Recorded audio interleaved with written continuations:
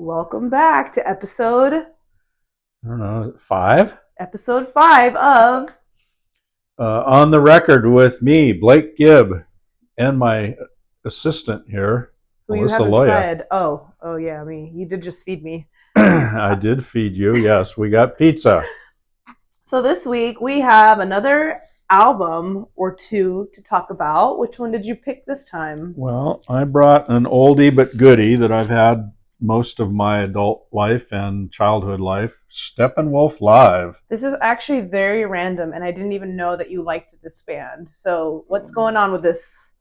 Well, this is a record I've had. I believe this is a Columbia Record Club album that I've probably got sometime around the age of 11, I'm going to guess.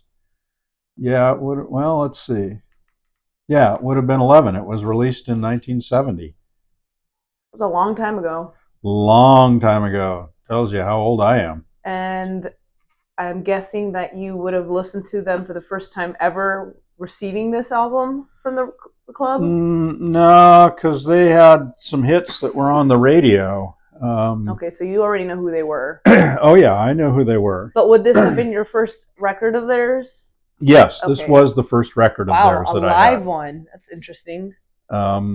And I'd like to consider it one of the better live albums in history, although it's never quite gotten the recognition I think it deserves. Well, I've never even heard of this album. I know the band and I know one song, but I've never heard of this being. I've never read it in any list of best live albums. Let's see the reverse.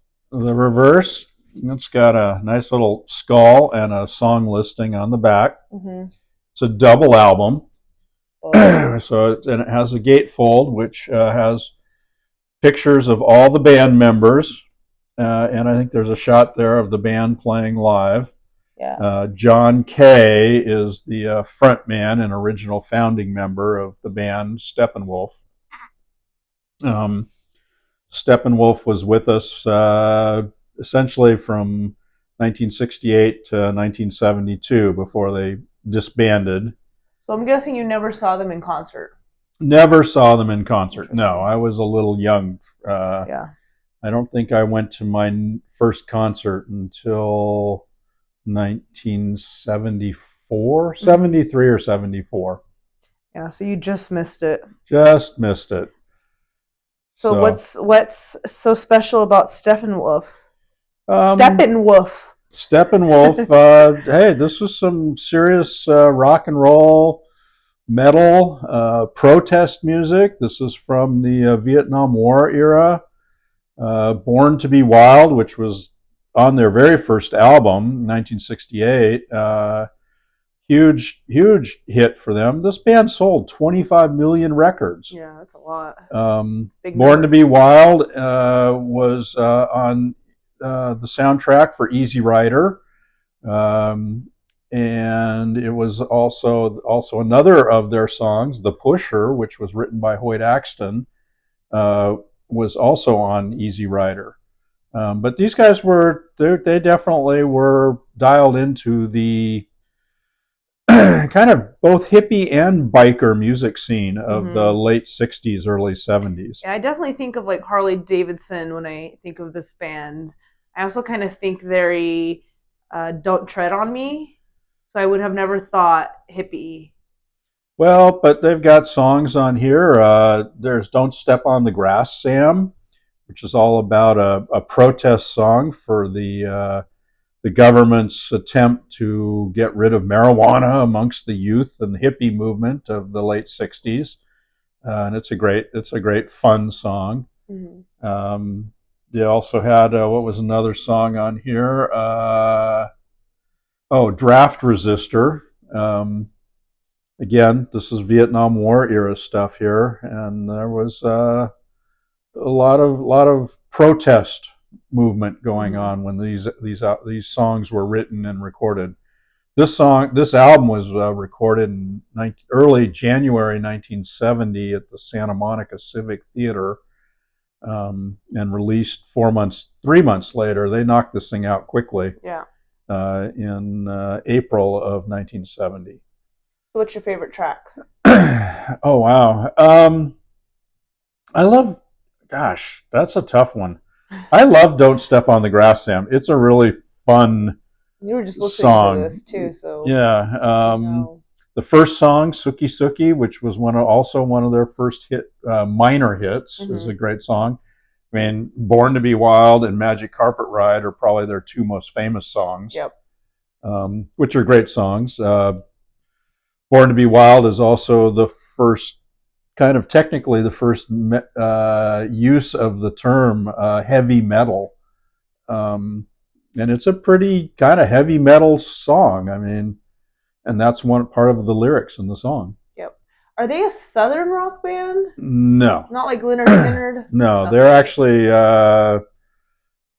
sort of from Canada and Los Mm. Angeles. See, I've had this band completely wrong in my head all along because I thought they were similar to Leonard No, Skinner. no, no. These aren't Southern rockers at all. I guess it's just the part of how I They're affiliate really them with Harley Davidson, and that's why I think that. well, and that has a lot to do with the Easy Rider tie-in, Yeah. I'll have with to both give. Peter Fonda and Dennis Hopper starring in that movie, riding choppers across the country and dealing with drug dealers and whatnot. All right, last question. What do you rate it? Oh,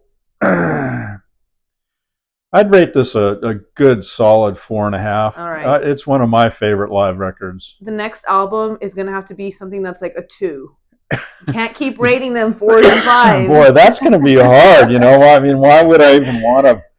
I don't own any music that's a 2. Back in the day, you would have just bought the album and then later realized and then it hated sucked. it later. Yeah, it's not like today where you get to listen to it Yeah, first. something that didn't stand up, I suppose. Yeah. We'll figure that out. That'll be a challenge. All right. Well, okay, over and out. Here we go. And here we go. Part 2 of round 5. This week I picked Dua Lipa's Radical Optimism. This was a request from one of my friends, Adrian. This is Dua Lipa. If you don't know who she is, Who's Dua Lipa? I need you to get out of under a rock because it's Dua Lipa. Yeah, you got all you guys out there. She is smoking hot. She's smoking hot. She's Albanian, and she's from London. She can actually sing and dance, and she does it all. And she does it all. And she wrote she helped write every single song on this album, which I was actually really kind of shocked to find out. I just looked at the inner sleeve. But she's kind of pop, kind of disco. I feel like she dips her toes in every genre. She hasn't really done it with country yet, but we'll get there eventually. How long have you had the record? This one, I think a year. I got it after it came out. Okay. Yeah. Okay. What's your favorite song on there? Favorite song, we're going to go with What You Doing. This is the last song of the first side because it's stuck in my head right now. But I really like Maria. Maria is a great song about thanking your partner's ex-partner for making him the man he is now. And the one you're with now instead of them. Yeah, exactly. Yeah. And this one's actually, I wanted to find the exclusive, not the exclusive, it's a special version of this album. It's an extended version. She didn't print it at all. You can only get that one digitally, but looking at the sleeve, that's the cover. Okay, now it gives you a little better idea. Yeah. She's an attractive young woman. Nice tushy. This is the cover of the extended version, and I really like this cover. Another picture of her here. Her beautiful smiling face. Another picture here. She is enjoying a nice dip in the pool. This is the credits for the songs and then her thank you notes, but this doesn't have a lyric sheet. And last thing, this is a special vinyl because it is clear. Oh my goodness, it's see-through like most of the clothes she wears. Oh yeah, that's right. Yeah. Anyway, love her, love Dua Lipa. Got this at Guest Room Records last year. Have you ever seen her live? I've seen her live 3 times. Nice. Yes, great. I saw her in the little bar club type. I don't think I would call it a bar club. A tiny venue in Dallas, Southside Ballroom, I think is what it's called. And then recently at the AT&T, no, that's wrong, American Airlines Stadium Arena, whatever. So I got to see her as like a little artist and then a blown up Grammy winning artist. So very proud of her. I know that's a very, what is the word? parasocial relationship to have, but I am proud of her because she came from basically nothing to this. Anyway, favorite album out of her three albums that she has. This is my favorite one. And what would you rate that record? This one I'm gonna rate it 4.5 because I don't have any 2s or 1s. Yeah, well, we wouldn't want you to have any lousy music. Nope, okay. No. I don't buy lousy music. I listen to it and then I'm like, all right, that sounds good. Okay. All right. Tune in Wrap next week for episode 6 with Fun with Blake. Yep. Same bat channel, same bat time. Oh my goodness. Ignore this man. Okay, bye.